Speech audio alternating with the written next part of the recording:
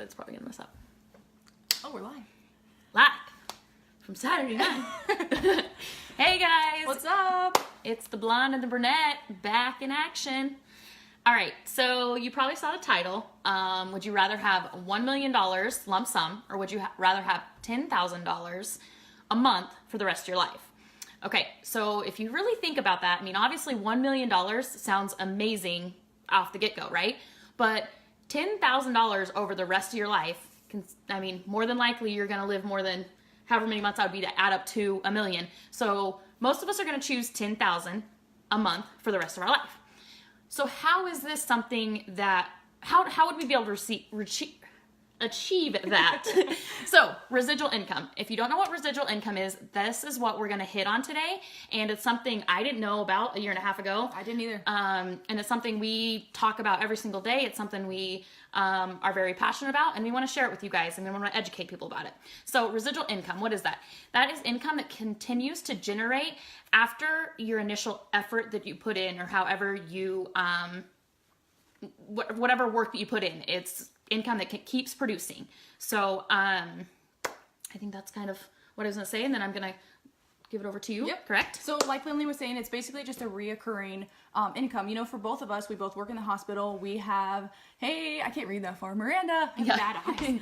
For both of us, we work in the hospital. You know, we have great jobs. But in today's economy, we are literally trading the hour for the dollar. And so it's something we want to touch base on. You know, neither of us were really familiar with what residual income and how powerful it can be in our lives until this opportunity came about. So we wanted to talk to you guys a little bit more about it. Maybe you're familiar with it, maybe you're not. You know, drop a comment, you guys, down below if any of you are familiar with residual income, or if you are, you know, taking advantage of the opportunity currently. So why we need residual income in our life? So obviously, I'm not sitting at your kitchen table, you know, looking over your bills. You are sitting at the kitchen table. You're a kitchen table. You got me. Sorry. I'm not sitting at your guys' kitchen table going over your bills with you and budgeting out your month, what you're going to, you know, spend your money on and everything. But I can almost guarantee every single one of you is thinking about retirement. You're thinking about, you know, managing current debt that you have. Maybe you're managing student loans. God knows I am.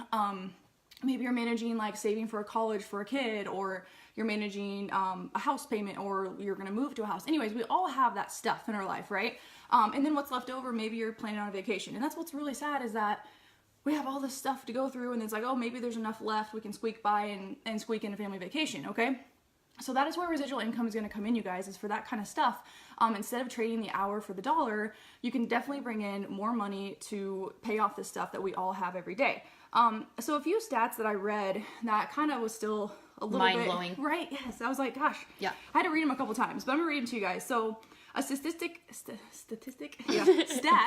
shows that 47% of consumers are right now worried about, you know, in a financial crunch, or they're stressing about debt. Like, I'd say money. Would you agree? Money is probably the number one stressor. Anybody can relate to that? Like, you know, stress is a very, very powerful thing to us, to our bodies, to our minds. And I want to say that debt and financial freedom is right up there, probably on the number one stressor. So 47% of consumers right now are worrying about debt. They're fretting about their financial decisions. Maybe they have a financial plan, but they're not comfortable with it. They don't know how to really actually go about using it. So Social Security stat shows that out of 100 people at retirement age, 2% are debt-free. 2% of people at retirement age are debt-free right now. That's so sad. It is so sad. And let's say Social Security, I mean, for people our age, like, what does that even mean? We're not going to see any of that. We can't even count on that, and that's terrifying to think about. Like, we've got to be prepping for this kind of stuff now. Oh yeah, for sure. It's so scary. So that's 2% out of 100 people. So the other 98% is broken up by 45% depend on their relatives. The other 30% is depending on charity. And 23% of people out of that 100 at retirement age are still working. So we're talking about people in their, late 60s, 70s working, because they literally cannot afford to not be. And think about being 65, that's retirement age, correct? 65? I believe so. Yeah, and having to rely on your family members. I mean, what'd you say percent? 45% rely on their relatives after retirement age. Can you imagine that? Talk about a burden. Talk about putting that, you know, on somebody else's plate. You know, nobody wants to do that. Sorry, I had to jump in there. You're fine. So again, we're just living in that world where we trade the hour for the dollar. and we are literally working ourselves to death. Can anybody relate? Anybody? Like, drop a comment below, you guys, talk to us, because that is the world that we live in right now, is that we go to work 8 to 5, we are working our butts off, 8 to 5, 12 to 12, 7 to 7, 12-hour shifts. Like, everyone has different shifts, but we are going to work for those hours in hopes to, earn $1, and then we come out still behind. Yeah. And there's nothing against working necessarily in the corporate world, but why not give yourself something else that can provide that residual income? Because the corporate world does not provide that for you. Right. And Absolutely. it is so, like, if you're not there, you're not working, you're not earning money. Granted, there's PTO, paid time off, stuff like that, but there's only so much of that, and you can't, who knows what could happen to your family, you could lose your job, all these things, like, you could have residual income if something like that happened to your job, Yeah, absolutely. So a couple questions that I read through this magazine, or this article in the magazine, a few questions you can ask yourself is, if you are experiencing the benefits of residual income, do you have multiple streams of income? Yeah. If you guys believe that you already have multiple streams of income, drop a 1 below. Why not? Why not have why wouldn't you want, all the successful people out there, all the millionaires, billionaires, I guarantee you they have more than one source of income, you guys. It's not coming from one source of income. Yeah, and that can be multiple things. I mean, that can be, a savings account, that can be stocks, that can be, joining an opportunity that, sharing something that you love with other people that might earn you some extra money, or there's multiple different types like that. So if you guys are doing any of that, drop a 1 below. So the next question is, if you're experiencing benefits of residual income, you would say yes or no. These are yes or no questions, you guys. It's black and white. There's no gray areas. It's either yes or no. Do you get paid multiple times for every hour worked? What is that? Right? You go to work and you put in that hour, you're gonna get paid for that hour, you guys. For most economic situations. Next one is, are your hourly earnings unlimited? Hourly earnings unlimited. These are really kind of good questions to think about, and the sad part is a lot of people are going to work and busting their butt and to get ahead at a job they absolutely hate. You absolutely hate things, and you're devoting all your time to that. You wake up dreading the day, and you're just wasting so much time. Life is so entirely too short to be like that. Yeah, absolutely.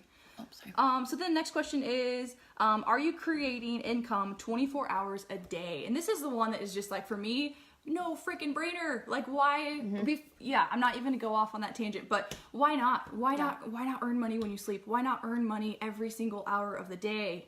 Yeah, why not give yourself that opportunity to be able to do that? There's so many things that could be doing that, you guys. Like, and I'm gonna kind of, say something. I was always lazy to do something like that. I was always like, I didn't know where to start. I didn't know what to do. I was scared, and now that, we have something that actually offers that, it's just like, why didn't I jump in on something like this? It could provide something like this for me years ago.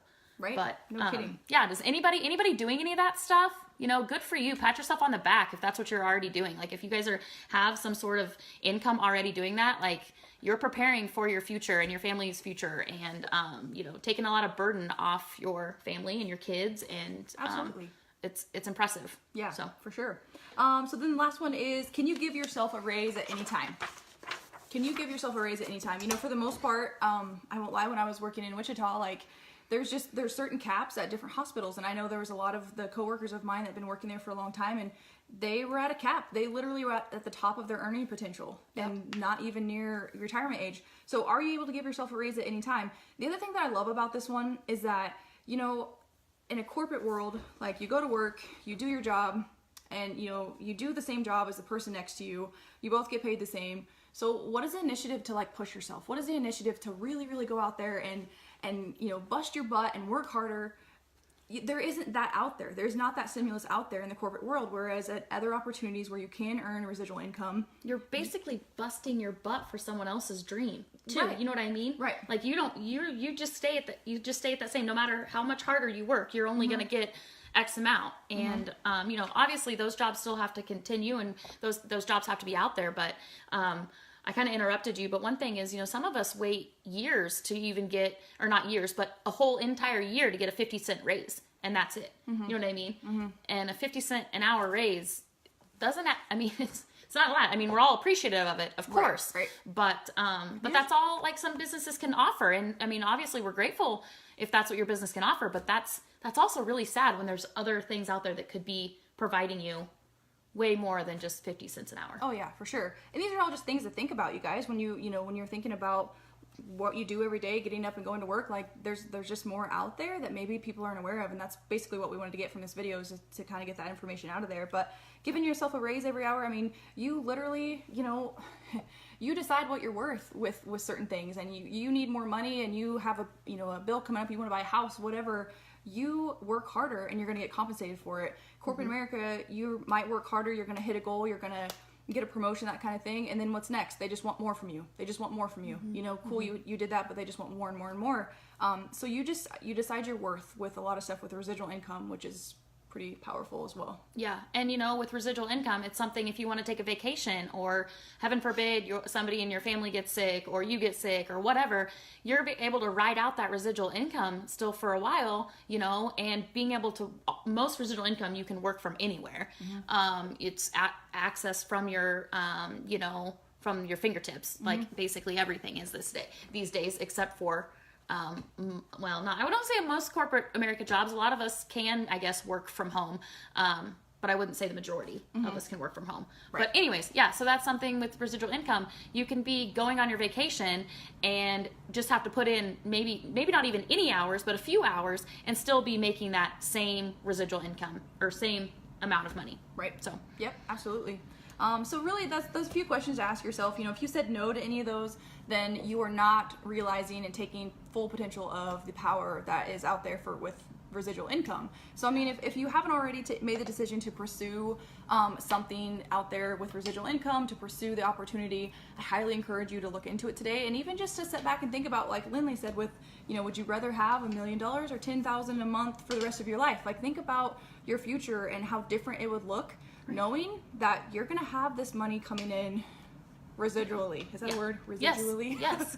And 10,000 is obviously an extreme number, but say it's an extra 500 on top of your corporate job that you're going to every single day. What would an extra $500 a month? What would an extra $100 a month, you guys? That is going to pay your groceries, or part of your groceries. We can all use an extra amount of money, and with residual income, what you put in is what you get too.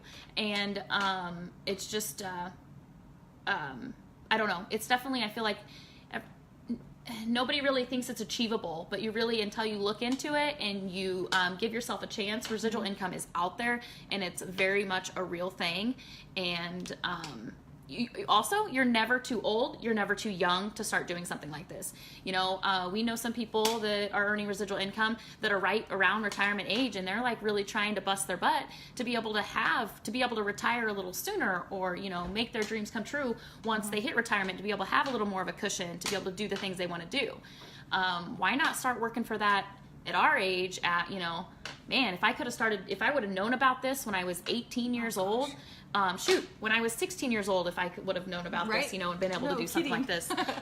Think of all the years from 16 to now, what we could have done. Not that many, really, but yeah.